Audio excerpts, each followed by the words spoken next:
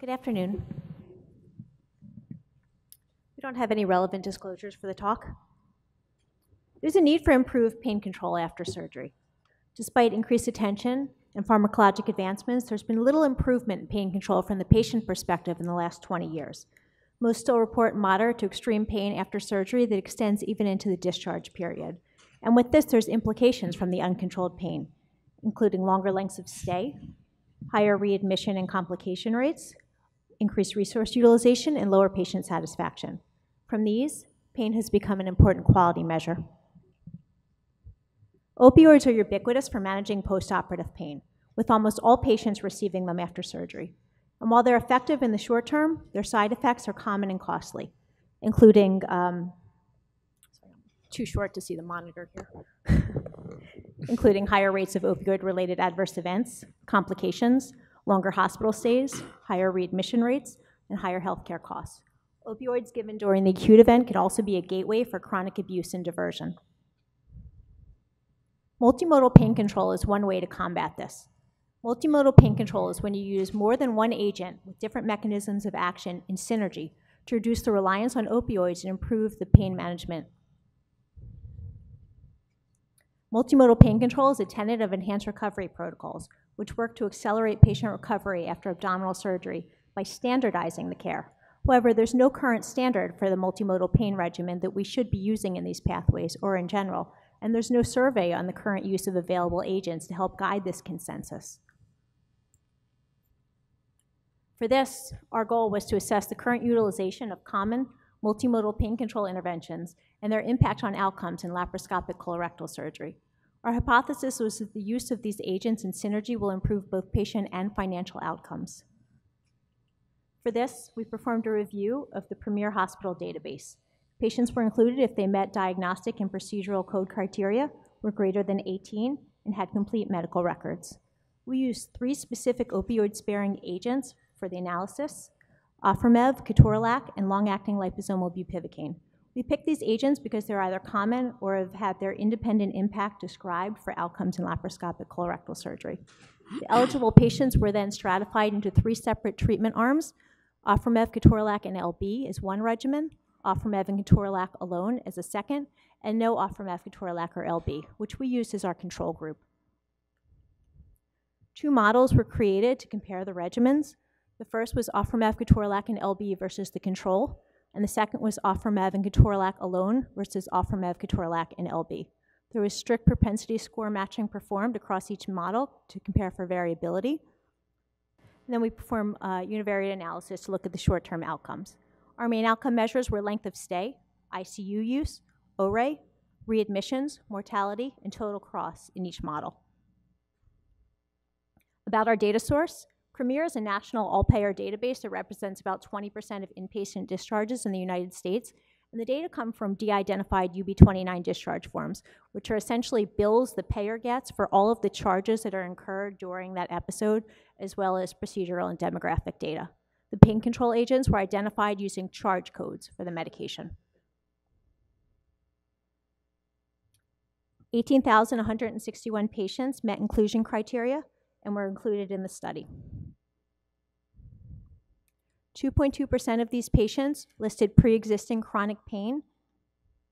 94% of them received opioids in the postoperative period for pain control. 14% only received opioids for pain control. Almost 24% had a PCA for pain management, and 18% of them were recorded to have an opioid-related adverse event.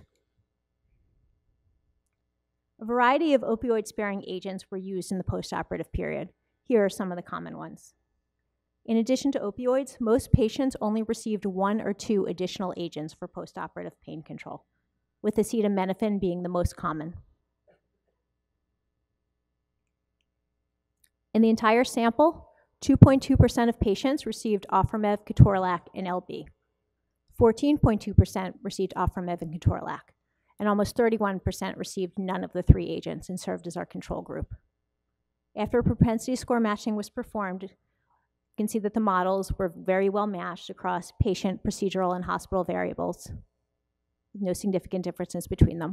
There were about 399 patients in each of the propensity match groups. Quality outcomes were evaluated across the two models. Looking at the 3-agent model versus the control, you could see that there was significantly lower length of stay and ICU utilization. Readmissions, both in general and opioid-related, as well as ORA, were lower, but not significantly so, and mortality was low and comparable in both groups. But total hospitalization costs were significantly lower using the 3 agents in the control group. In the second model, there was an additional significant benefit in length of stay, ICU utilization, and ORA, with 3 versus 2 agents. Again, readmissions were lower, but the value wasn't significant, but costs were still significantly lower with an additional agent than with 2 agents. We recognized limitations for the study. First, the study design. This is not a randomized controlled trial, but we did use propensity matching to control for any variability and make sure the groups were comparable. The administrative database was also a limitation. There's no use of enhanced recovery protocols listed in there. Other multimodal agents could be used that weren't considered in our models, and we don't have administration data for the medication, and that variability could impact our outcomes. We also want to highlight that there was difficulty extracting clinical data from charge data. So trying to roll all the medications into standard classes to look at utilization by dose was not really feasible in a data model of this size, but it gives us direction for the future. So in conclusion, multimodal pain is still underutilized in elective laparoscopic colorectal surgery.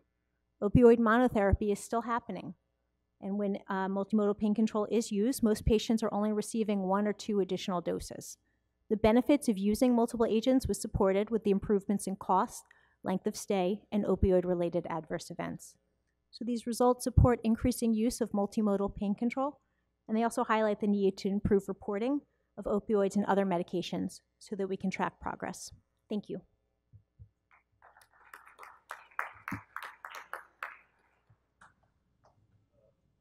I'll go ahead and start with the first question. Can you explain why do you think there's increased ICU utilization based on non-steroidal use, or do you think there are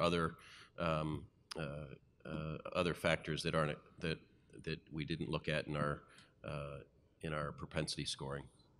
And the propensity scoring was really tight. It looked at both APR, DRG, and the Charlson score. So it's hard to say that there's variables we didn't look at, but it's always a factor to consider.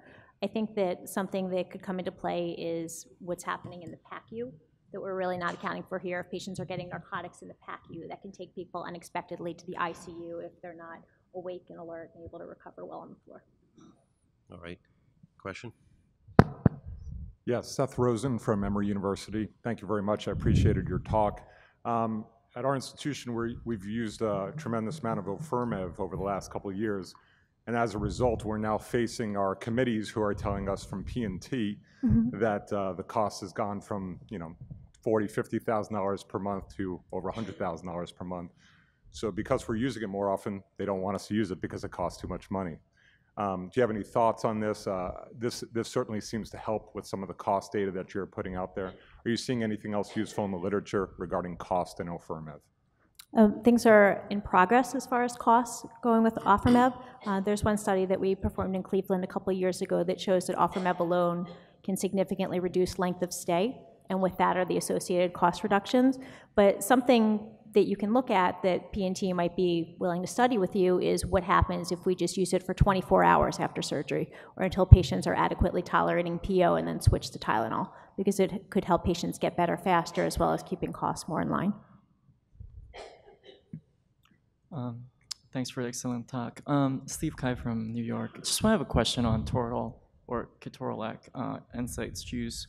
In your data, did you see any increased risk of anastomotic bleeding or complications? We didn't look at that specifically in this study. From the reviews in the literature now, I know that there's data emerging, and some is saying it is increasing, some is saying it's having no impact. What we're seeing in the studies to date is that with ketorolac, but not the selective agents, in emergent cases, there's increased risk of anastomotic leaks, but it hasn't been substantiated in randomized controlled trials. So ERAS societies and other agencies are still supporting use.